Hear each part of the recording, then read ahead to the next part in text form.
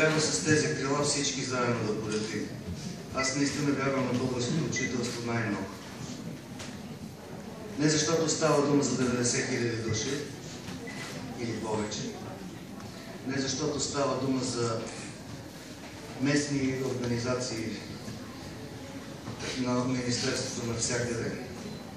Не е само заради контакта, не е само заради политическата стойност, която политиците добре познават, а защото без учители, без този гръбнак на образователната система, нищо друго няма никакво значение, нито наука, нито висше образование, нищо няма смисъл. Затова ме приемете сред вас. Аз и без това съм от вас, но приемете ме като най-горещи искрен приятел, госпожо Такева. Благодаря. Ника нека да бъде да бди и да ни докара до там, където искаме да бъдем, защото искаме една реформа и по-достоен живот.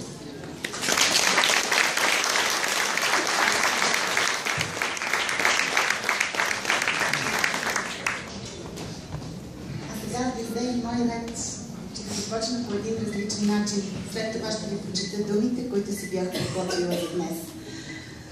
Но искам да ви уверя в нещо, което е най-искрената ми изненада днес.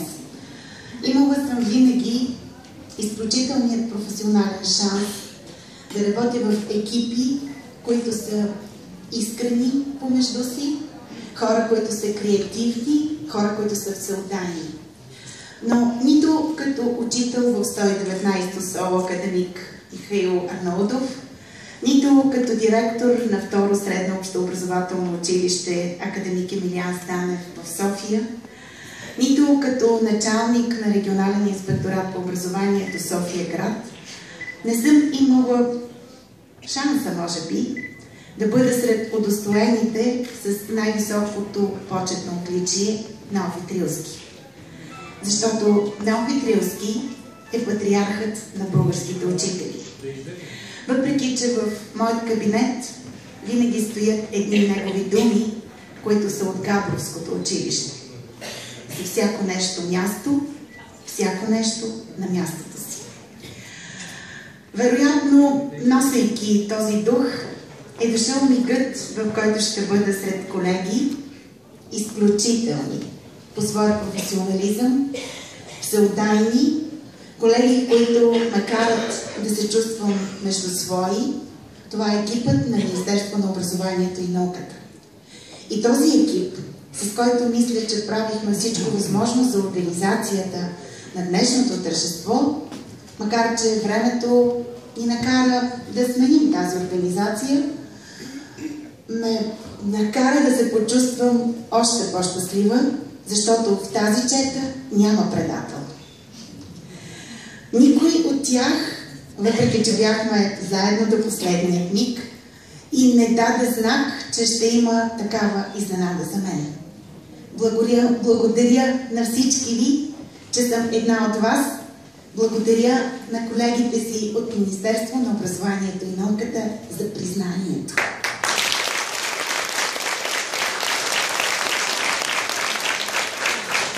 Приятно е, когато работиш в четата с предател и тогава си сигурен, че винаги пътят може да бъде труден, но ще бъде успешен. А сега ще се върна към думите, които си бях приготвила за днес. Защото май е един различен месец. Не само в природата, която се събужда и ни дарява с цветовете на дъгата и с съзиданието за утрешния ден. С надеждата за това, че светът ще бъде по-красив всяка една година и ще бъде по-успешен. Май е месецът, в който честваме уникалният български празник. Празникът на буквите, на българската духовност и възвисеност. Май е месецът, в който показваме на обществото плодовете от своя труд. Защото нашия труд може да бъде оценен само през постиженията на нашите деца и да остане далеч във времето, но пък винаги хората се връщат към труда ни, макар и след време, макар и с побелели коси, но никога не забравяш ли своят учител. Затова за днешният празник аз бих искала да ви цитирам думите на самобитният мъдрец, класикът на българският разказ Елин Пелин, които са безсмъртните му прозрения, идващи от сърцето му. Но ще ги цитирам, за да съм точна.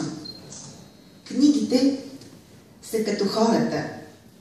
Когато остареят, стават мъдри. Науката и мъдростта са дело на миналото.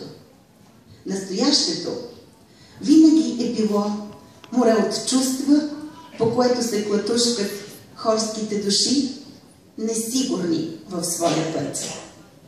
Техните сълзи, техните вопли, радости, стремления, измами и душевни тържества, техните мисли и опити падат като скъпоценни бисери в бездните на това море.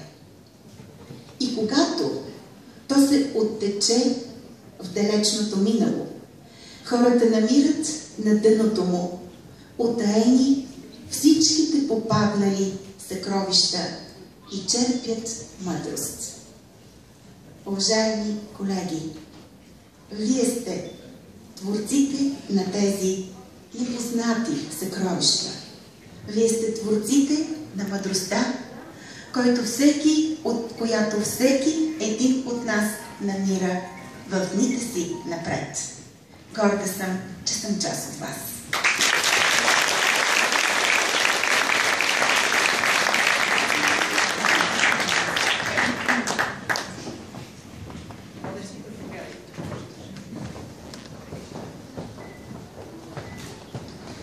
В този празничен дух продължаваме с поздрав от музикалното училище Любомир Пиков. Малката кота в изпълнение на Ива Маринова.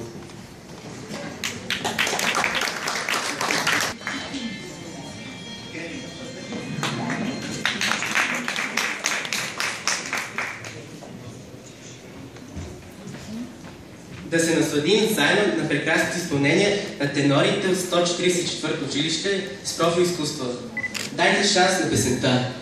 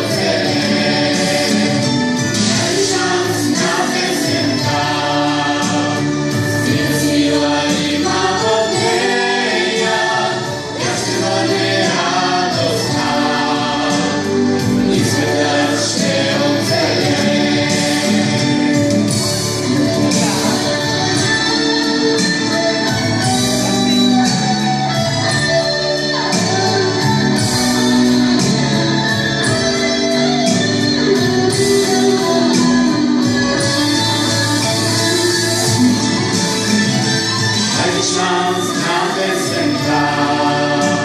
Светила има в